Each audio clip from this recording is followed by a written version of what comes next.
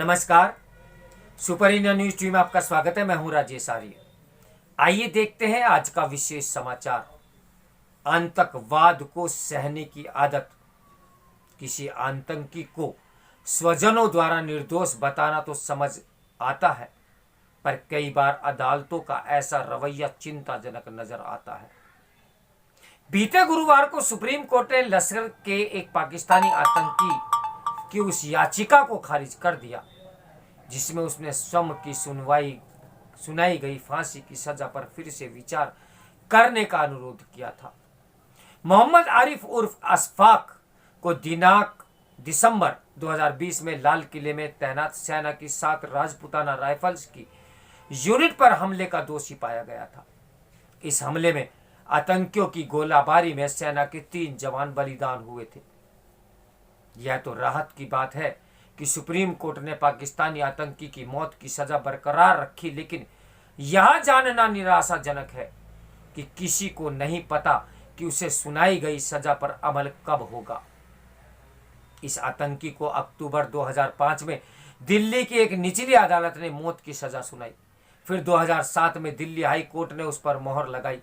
इसके बाद 2011 में सुप्रीम कोर्ट ने भी मृत्युदंड पाए इस आतंकी ने इसके बाद पुनर्विचार याचिका दायर की। यह याचिका भी 2012 में खारिज कर दी गई। उसके उपरांत उसने क्यूरेटिव यानी उपचारात्मक याचिका दायर की। जनवरी 2014 में वह भी खारिज हो गई। पता नहीं अब यह आतंकी क्या करेगा, लेकिन उसके पास राष्ट्रपति के पास दया याचिका प्रस्तुत करने का अधिकार तो है ही। वह इस अधिकार का उपयोग चाहे जब करे।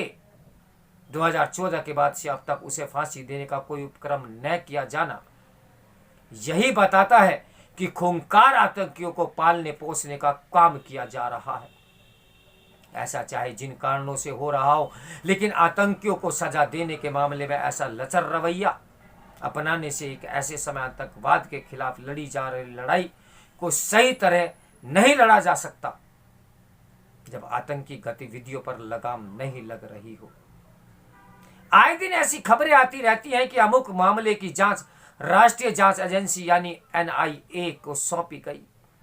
यह भी कोई नई अनोखी बात नहीं कि देश के विभिन्न हिस्सों से कभी अलकायदा, कभी इस्लामिक स्टेट और कभी किसी अन्य आतंकी संगठन के सदस्य इस जांच एजेंसी को गिरफ्त में आते रहते हैं।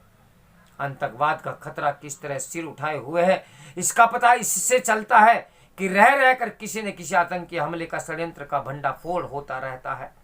ऐसा ही एक भंडाफोड़ दीपावली की पूर्व संध्या यानी 23 अक्टूबर को कोयम्बटूर में तब हुआ जब संगमेश्वर मंदिर के पास से गुजर रही कार में एक भीषण धमाका हुआ।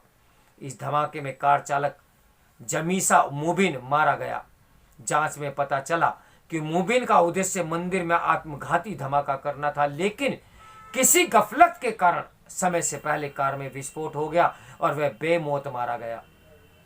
पहले यह माना जा रहा था कि मुबिन ने इस हमले की साजिश समय में रची होगी और उसका किसी आतंकी संगठन से संबंध नहीं था, लेकिन NIA की जांच में पता चला कि उसके कई और साथी इस साजिश में शामिल थे। इनमें से 6 को गिरफ्तार कर लिया गया। उनसे पूछताछ में यह पता चला कि पूरे दक्षिण भारत में आतंकी हमले करने की तैयारी थी। मुबिन एक इंजीनियर था और वह कुछ समय पहले भी पुलिस की निगाह में आया था।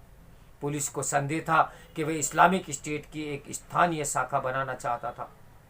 उससे पूछताछ भी की गई, लेकिन बाद में उसे छोड़ दिया गया। उसके मारे जाने के बाद जब NIA ने उसके घर जाकर छानबीन की तो उसे तमाम जिहादी साहित्य मिला जिसमें जिहादी हरकतों का फर्ज बताया गया था। इसके अलावा बम बनाने की सामग्री, जिहादी बातों से भरी एक डायरी और 2019 में ईस्टर के दिन श्रीलंका में आतंकी धमाके करने वाले एक जिहादी के 40 वीडियो भी मिले। इन वीडियो में जिहादी हमलों की वकालत की गई थी। इसी तरह के 15 वीडियो जाकिर नाइक के मिले। वही जाकिर नाइक जो मलेशिया में छिपा है और जिसकी तलाश बांग्लादेश के साथ भारत को भी है।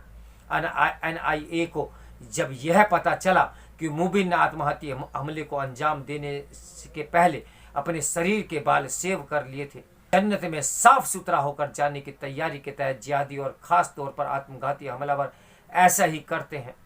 मुबीन ने व्हाट्सएप स्टेटस पर भी ये लिखा था कि यदि मैं मारा जाऊं तो मेरे लिए दुआ करना।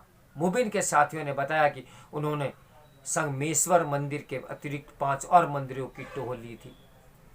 चूंकि कोटम्बूर में धमाके की जांच अभी जारी है, इसलिए मुबीन के बारे में नित्य नई चौंकाने वाली जानकारियां सामने आ रही हैं।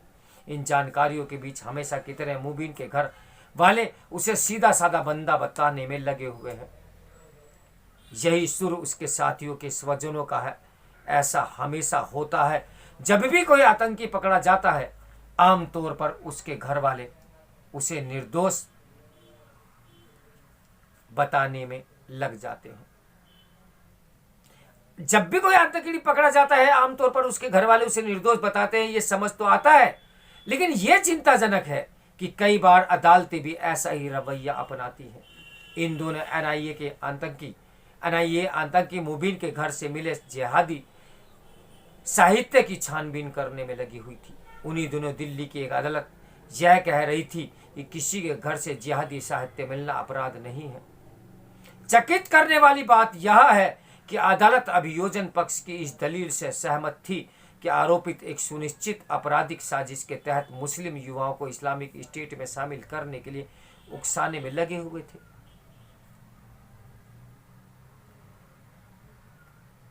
आखिर इन सब बातों का निष्कर्ष क्या निकलता है? तो मेरे साथ बने रहिए सुपर इंडियन न्यूज़ टीवी के ब्रेकिंग न्यूज के लिए। नमस्कार, मैं हूं राजेश आर्य।